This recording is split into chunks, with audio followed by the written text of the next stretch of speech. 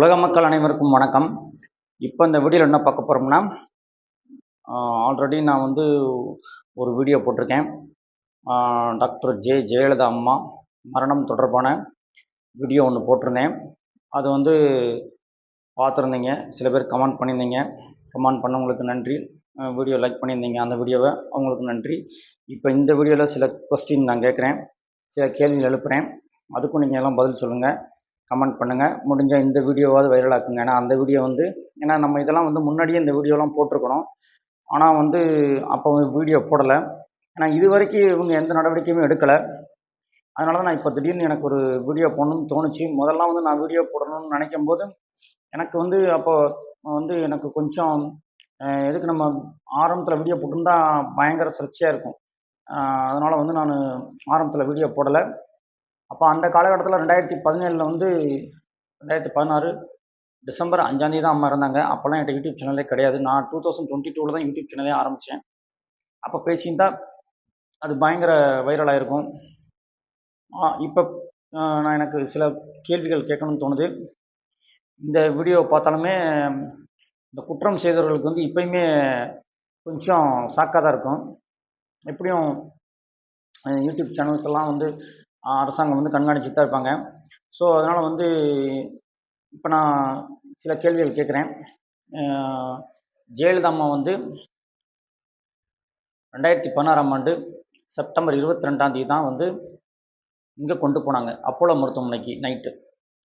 ஆனால் வந்து பார்த்தோம்னா அன்னைக்கு நைட்டே அவங்க இறந்துட்டாங்க அப்படின்ற மாதிரி ஒரு அதிர்ச்சியான நியூஸை வந்து ஆறுமுகசாமி, ஓய்வு பெற்ற நீதிபதி ஆறுமுகசாமி விசாரணை ஆணையம் வந்து ஒரு 6 கேள்விகள் கேட்டிருக்காங்க. அதில் வந்து இந்த 6 கேள்வி இருக்குது. ஏன்னா நான் அந்த அறிக்கையை படிச்சுட்டு தான் நான் இப்போ உங்கள்கிட்ட வீடியோ போடுறேன். ஒரு 6 கொஸ்டின் கேட்டிருந்தாங்க.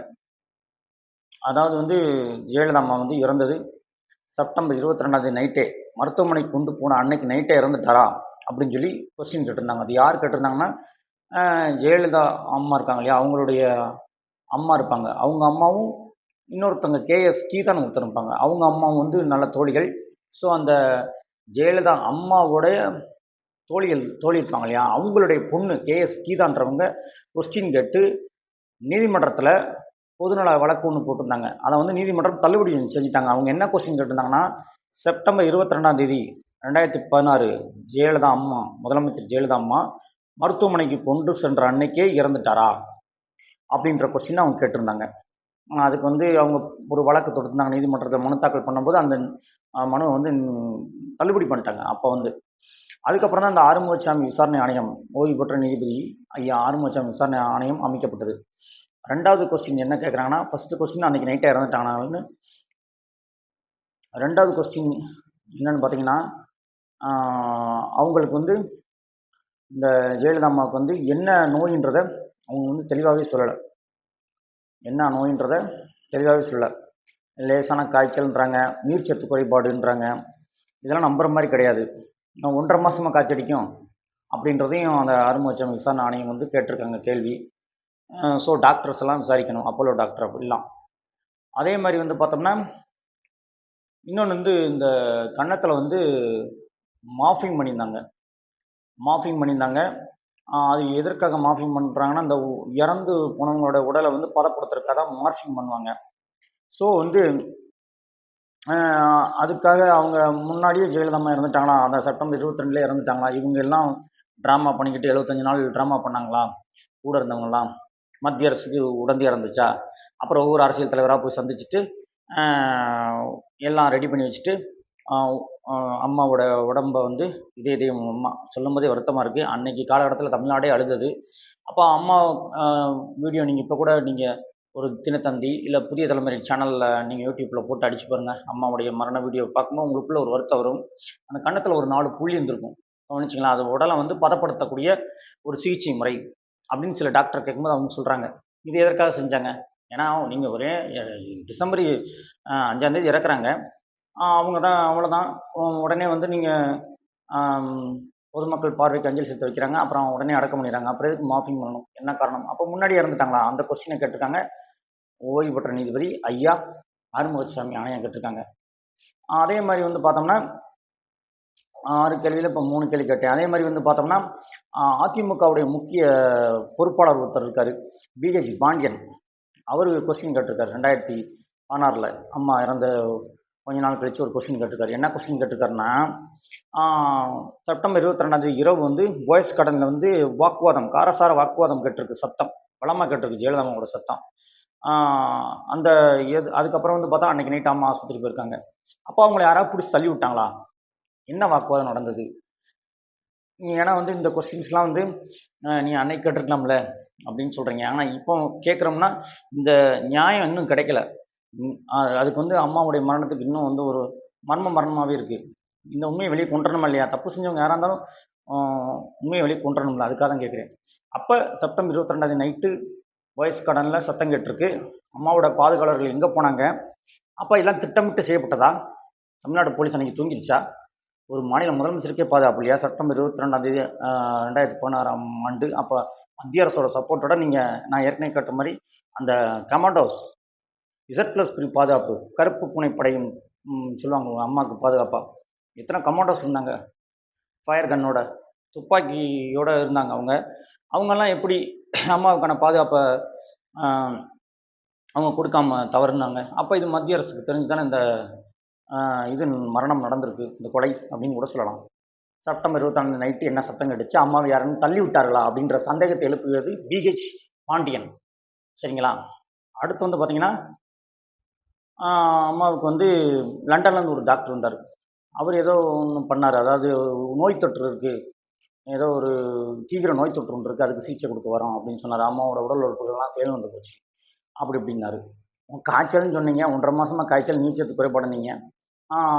இந்த மாதிரி பார்த்தீங்களா 5வது கொஸ்டின். அப்புறம் 6வது கொஸ்டின் என்னன்னு கேட்டிங்கன்னா, அம்மா வந்து எந்த நேரம் வேணால் டிஸ்சார்ஜ் ஆயிடுவாங்க, எப்போ இட்லி சாப்பிட்டார் அப்படின்லாம் சொன்னீங்க.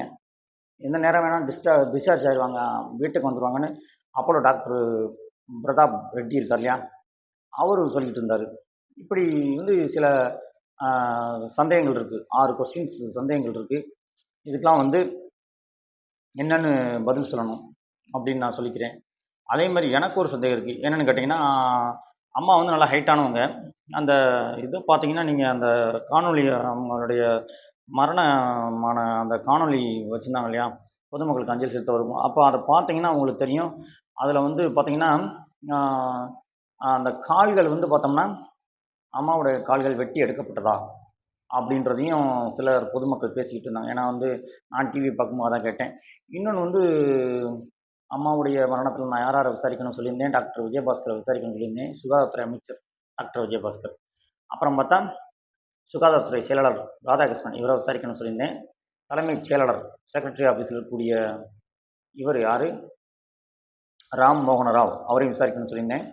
அப்புறம் வந்து பார்த்தோம்னா டாக்டர் சிவகுமார், அம்மாவுடைய ஸ்பெஷல் டாக்டர் டாக்டர் சிவகுமார், அவரை விசாரிக்கணும்னு சொல்லியிருந்தேன்.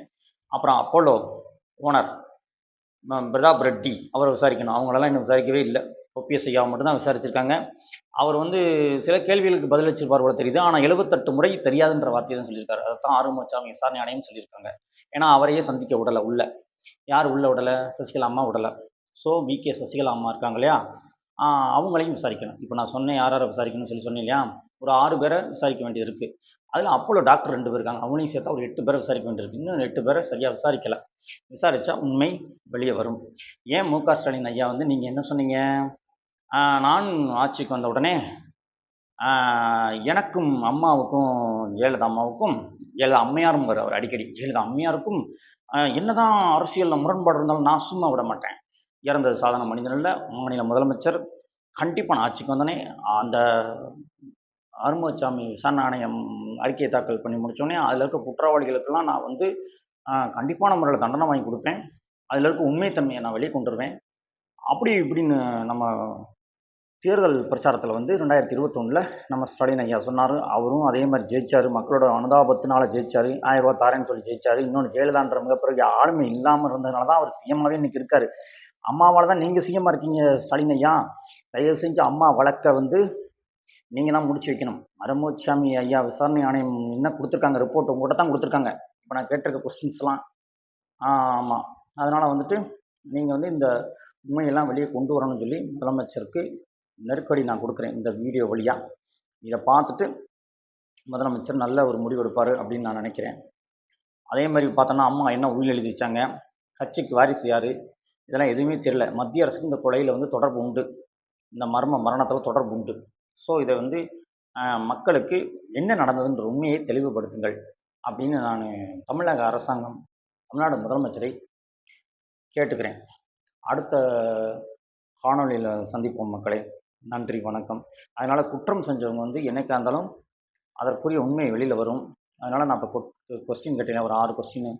இதுக்கு வந்து தமிழக அரசு பதில் கொடுக்குமான்னு பொறுத்திருந்து பார்ப்போம். அடுத்த வீடியோ சந்திப்போம் மக்களே. நன்றி.